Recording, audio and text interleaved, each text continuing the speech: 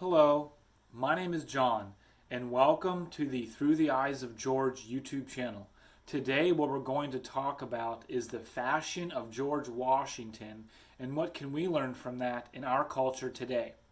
Do you think George Washington knew anything about fashion? On January 15th, 1783, George Washington writes to Bushard Washington, "Do not conceive that fine clothes make fine men, any more than fine feathers make fine birds. A plain genteel dress or plain genteel outfit is more admired and obtains more credit than lace and embroidery in the eyes of the judicious and sensible." Meaning, the confidence in your outfit and what you're saying and doing is just as important as the outfit.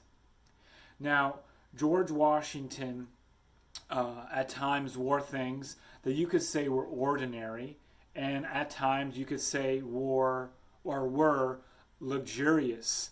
He wore things from a company called Hartford Woolen Manufactory that went out of business in 1795. And George Washington also had a tailor.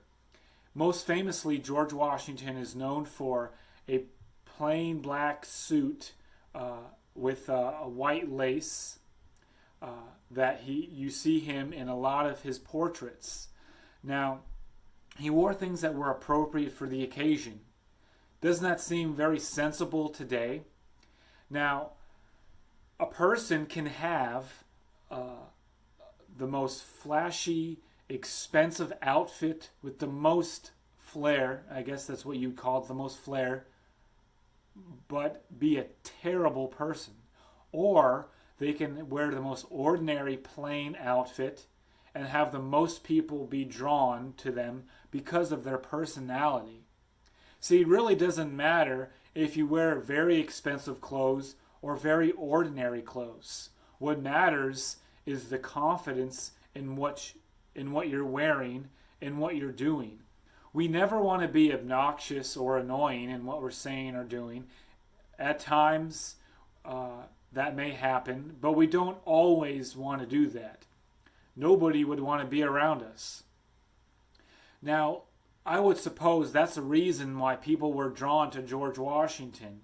It wasn't for his fine clothes that he wore at times, but for his personality and the confidence in what he said and did things. Now, it's okay to have a tailor. George Washington had a tailor. He wrote to his tailor in exact dimensions and things that he did and said, or that he wanted, I mean. And if we don't have a tailor, that's okay. I don't have a tailor, and I'm perfectly okay with that. If we don't have fitted outfits like George Washington had, that's okay too. That doesn't mean that we're not going to be confident in what we're saying or doing.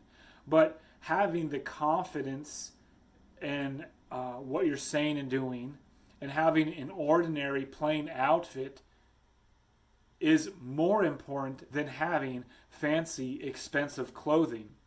Now, George Washington, I was talking earlier about wore things appropriate for different occasions. You would never wear a scuba diving outfit to a construction site and start building a skyscraper. That doesn't make sense. Or you would never wear a super fancy, nice suit, three-piece suit to surgery if you're a doctor. That doesn't make sense either. You wear things appropriate for the occasion, and you also wear things that you're comfortable in.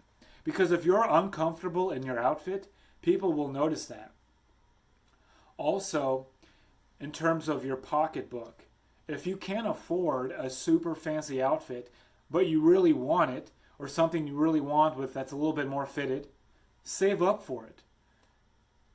Make a budget, save up for it. If you want to start at a smaller known tailor and then move on to a more well-known tailor, that's okay too. George Washington had different tailors. Now, if you never have a tailor in your life, or a fitted suit in your life, or fitted clothes, that's okay too. Your confident personality is more important than fine clothes. I point you to the quote at the beginning of this video. Now, George Washington understood, like I said, your confidence in what you're saying and doing is more important than your clothing.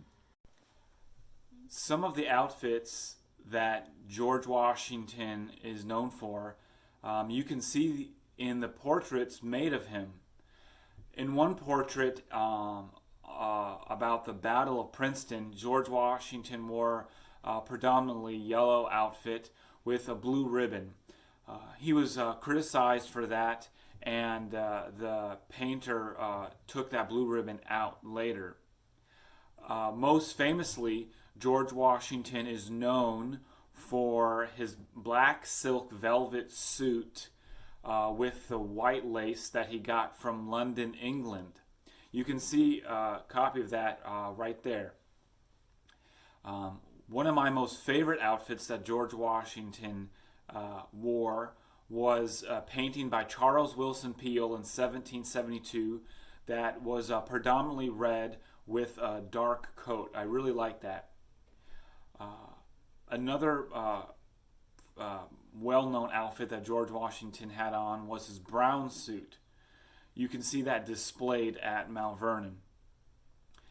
George Washington at times, like I said in this video, had a tailor. He ordered things from, London, England, but he also had things made in America. One of those was from a company named Hartford Woolen Company that went out of business in 1795. So remember, it doesn't matter if you wear fancy, expensive clothes. What matters is your confidence and personality, even if you wear a plain, ordinary outfit with no lace and embroidery. Thank you for watching this video. All of the sources and things that I've talked about will be in the description below, and I'll talk to you soon.